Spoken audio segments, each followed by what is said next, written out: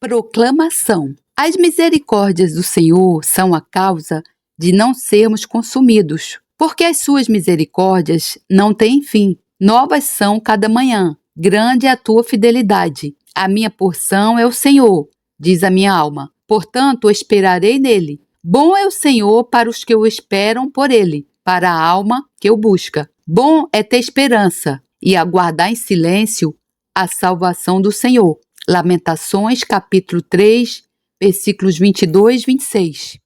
Audiolivro Quem é o Espírito Santo? De Derek Prince. Capítulo 4. O Espírito da Verdade. Eu roguei ao Pai, e ele vos dará outro Consolador, a fim de que esteja para sempre convosco o Espírito da Verdade, que o mundo não pode receber, porque não o vê, nem o conhece. Vós os conheceis, porque ele habita convosco e estará em vós. João 14, 16, 17. Quando Jesus prometeu aos seus discípulos que ele pediria ao Pai para lhes enviar um Consolador divino, ele deu um nome especial a este Consolador, o Espírito da Verdade. Ao mesmo tempo, contudo, ele avisou-os de que o mundo não seria capaz de receber este Consolador. Para isto, as Escrituras fornecem-nos duas razões. Primeira, desde o tempo em que os homens se desviaram de Deus em rebelião, eles têm se mostrado indispostos a aceitar a verdade que expõe os seus feitos injustos e perversos. Assim sendo, eles detêm a verdade pela injustiça. Romanos 1,18. Segunda, a rebelião contra Deus tem exposto a humanidade ao domínio do Deus desta era, Satanás, o sedutor de todo o mundo. Apocalipse 12:9. O engano é a primeira arma em que Satanás confia para manter a humanidade debaixo do seu controle. Uma vez a sua habilidade para enganar retirada, ele não tem mais nada a oferecer, exceto um lugar com ele no lago de fogo de enxofre eterno. Ao longo de muitos séculos, a filosofia humana nunca foi capaz de produzir uma definição satisfatória de verdade. Por outro lado, a Bíblia dá uma resposta tripla. Primeiro, Jesus disse: "Eu sou a verdade", João 14:6. Segundo, em oração a Deus o Pai, ele disse: "A tua palavra é a verdade", João 17:17.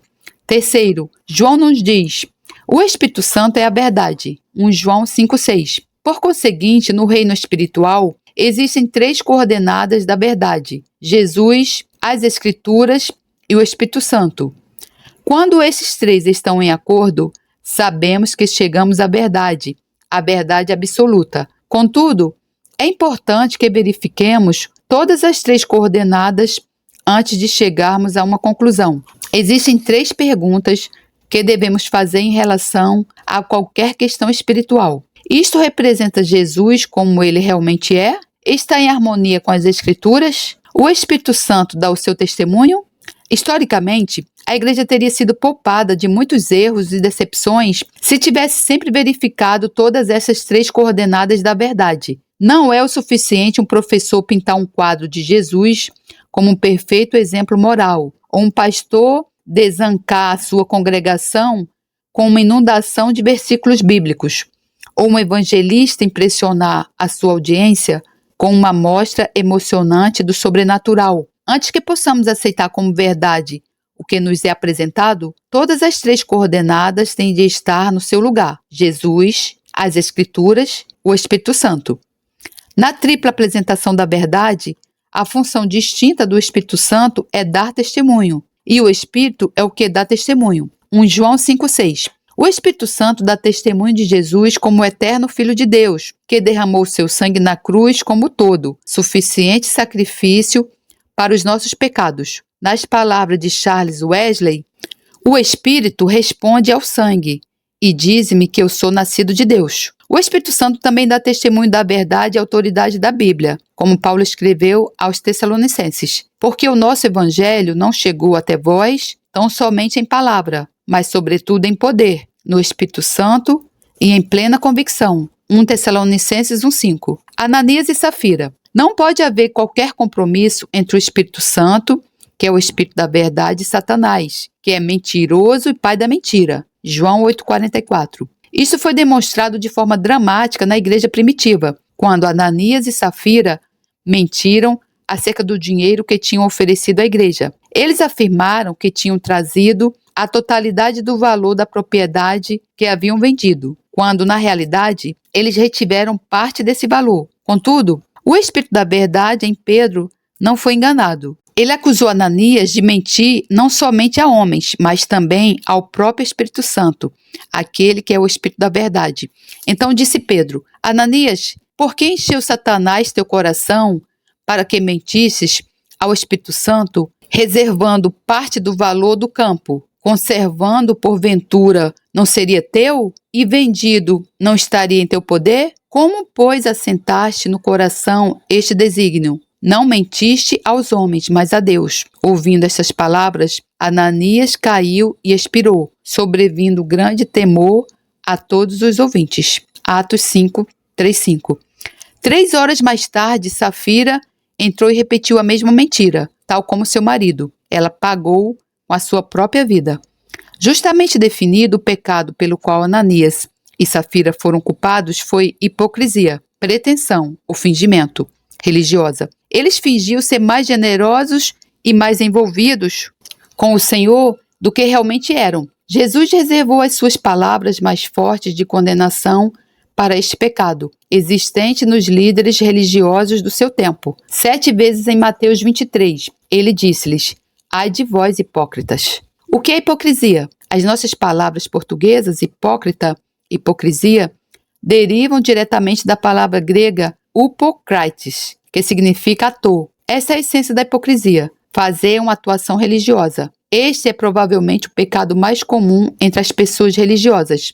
Na verdade, algumas formas de religião quase o exigem. Quando as pessoas entram num edifício religioso, todo o seu comportamento muda. Deixam de ser naturais, livres e abertas. Parecem estar agrafadas por qualquer tipo de grampo invisível. Elas sentem a obrigação de colocar uma máscara religiosa. Diferentes ramos de religião podem requerer máscaras de diferentes tipos, mas poucos deles permitem às pessoas serem elas próprias. Quando o pregador condena certos pecados, tais pessoas respondem com um submisso amém. Mas fora da igreja, elas cometem esses mesmos pecados sem um mínimo de consciência. Se fazem orações em público, usam um tom de voz especial e um vocabulário a condizer. Elas não param para pensar como um pai humano se sentiria se o seu filho o abordasse com uma linguagem tão superficial ou usasse uma forma de comportamento tão pouco natural apenas para o impressionar. O Deus da Bíblia não tem tempo para hipocrisia. Isto é muito claro na história de Job. Os 3 amigos de Job jorraram sobre ele uma torrente de vulgaridades religiosas. Com efeito, eles disseram: Deus sempre abençoa o justo. Ele nunca sofre injustamente. Por outro lado, Deus sempre julga o ímpio. Ele nunca prosperará. Contudo, os fatos da história demonstram que isto não é verdade. Isto é apenas conversa religiosa. Por outro lado, Job foi completamente franco. Ele disse: Deus não me trata com justiça. Não fiz nada para merecer tudo isso. Mas mesmo que ele me mate, ainda assim eu confiarei nele. Em Job 42:7, o Senhor revela sua avaliação à conduta de Job e dos seus amigos.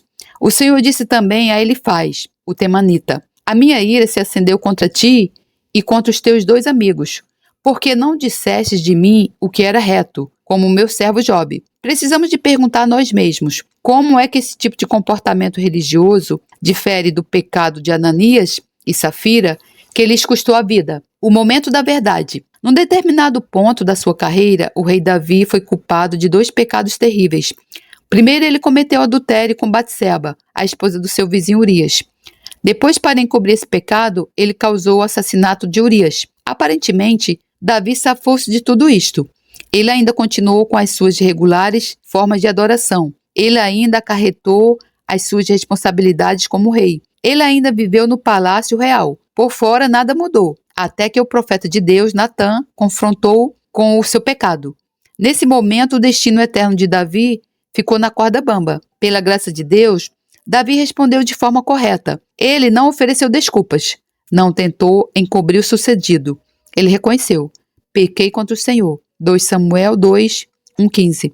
Mais tarde, em Salmo 51, Davi oferece uma oração de confissão e um grito de misericórdia. Os versículos 5 e 6 começam ambos com a palavra certamente, expressando uma súbita revelação de uma verdade vital. O versículo 5 diz: certamente em iniquidade fui formado, e em pecado me concebeu a minha mãe. Davi havia ficado cara a cara com algo que somente o Espírito da verdade pode revelar.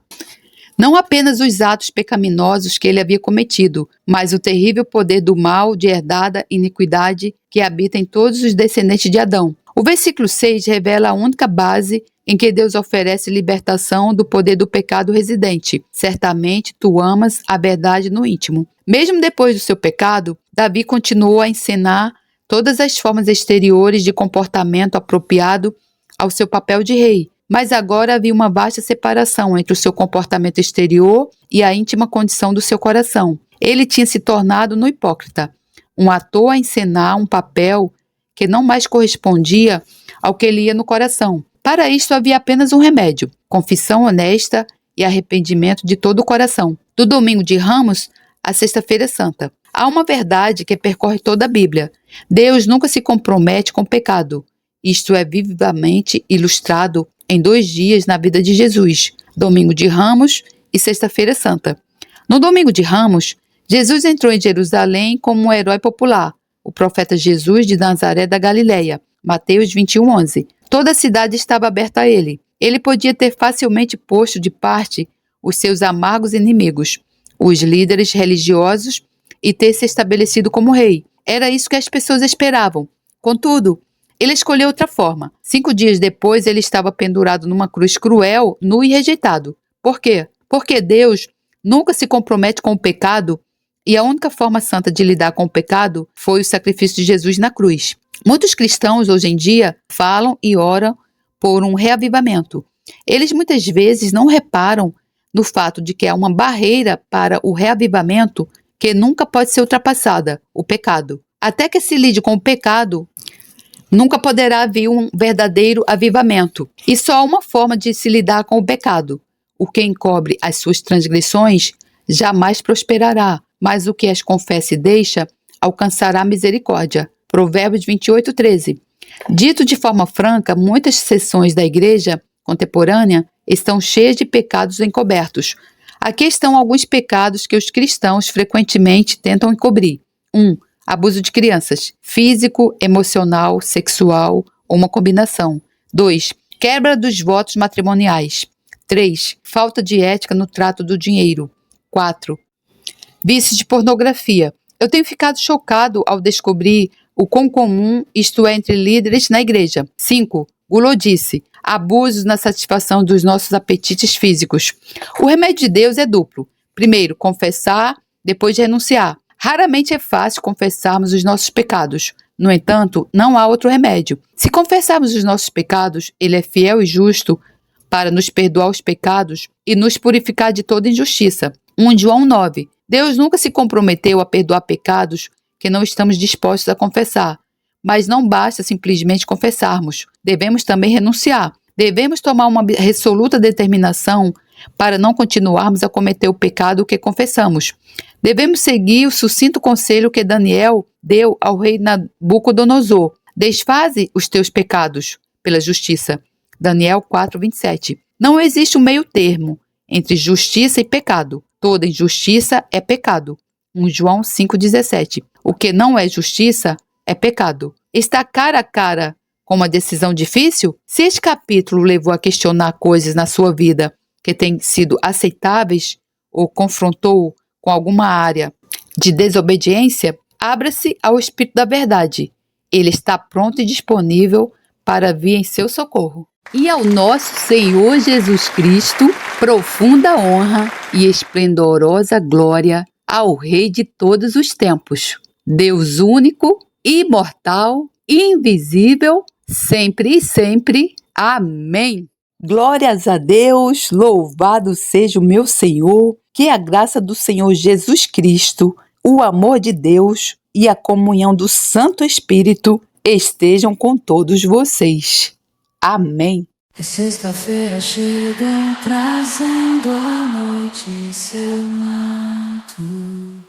Jesus em súplicas, enquanto Pedro sucumbe ao encanto do sono. Judas com seu beijo selou o destino, traição que esboça o pranto. No silêncio da noite a esperança parece se esconder, mas o eco do domingo aos poucos começa a nascer. Pilatos em sua indecisão, o sinédrio em conspiração, a turba em escárnio desconhece a ressurreição. Discípulos fugitivos, corações partidos, Maria em lágrimas, Pedro nega, o galo canta anunciando amanhã que tarda. É sexta-feira, clama a criação, mas o domingo se anuncia, trazendo redenção. Nosso Salvador, sob o peso da cruz, caminha entre a multidão que zomba, sua santidade diminui. A coroa de espinhos, o sangue que escolhe marcas de amor infinito. É a sexta-feira, mas a esperança do domingo não está tão distante. Elevado na cruz, entre criminosos a dor se faz presente. O véu se rasga, a terra treme, o céu escurece, um silêncio envolvente. A pedra colocada, os guardas se postam, a vigília começa, mas a promessa do domingo no coração ainda aquece. É sexta-feira, mas não é o fim. Domingo vem aí com vitória sem fim. A escuridão parece reinar, a morte sorri, certa de sua vitória. É sexta-feira, mas a história ainda não contou sua glória. O pecado julga ter vencido, a esperança parece falhar, mas a luz do domingo já começa a brilhar. O túmulo agora vazio, a pedra removida, Jesus ressuscitou, trazendo vida. Manhã de domingo, brilha a esperança restaurada. A morte foi vencida, a redenção proclamada. É sexta-feira, mas a alegria vem com o amanhecer. Domingo já chegou, ensinando-nos a renascer. Nosso Salvador, sob o peso da cruz, caminha entre a multidão que zomba, sua santidade diminui. A coroa de espinhos, o sangue que escorre marcas de amor infinito. É sexta-feira, mas a esperança do domingo não está tão distante. Elevado na cruz entre criminosos, a dor se faz presente. O véu se rasga, a terra treme, o céu escurece, um silêncio envolvente. A pedra é colocada, os guardas se postam, a vigília corre, mas a promessa do domingo, o coração ainda aquece. É sexta-feira, mas não é o fim. Domingo vem aí com vitória sem fim.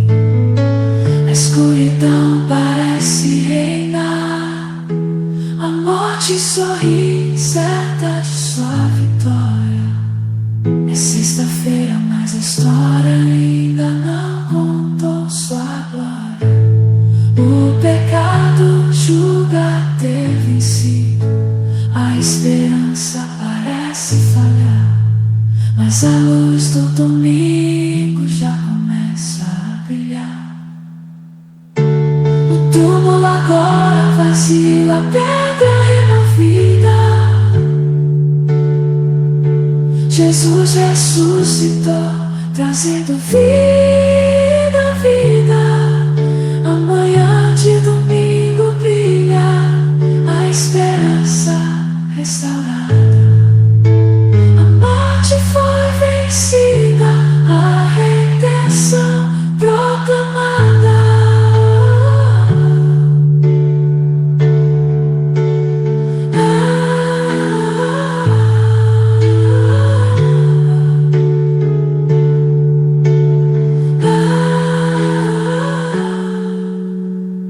É sexta-feira, mas a alegria vem ao amanhecer. Domingo já chegou, ensinando-nos a renascer. É sexta-feira.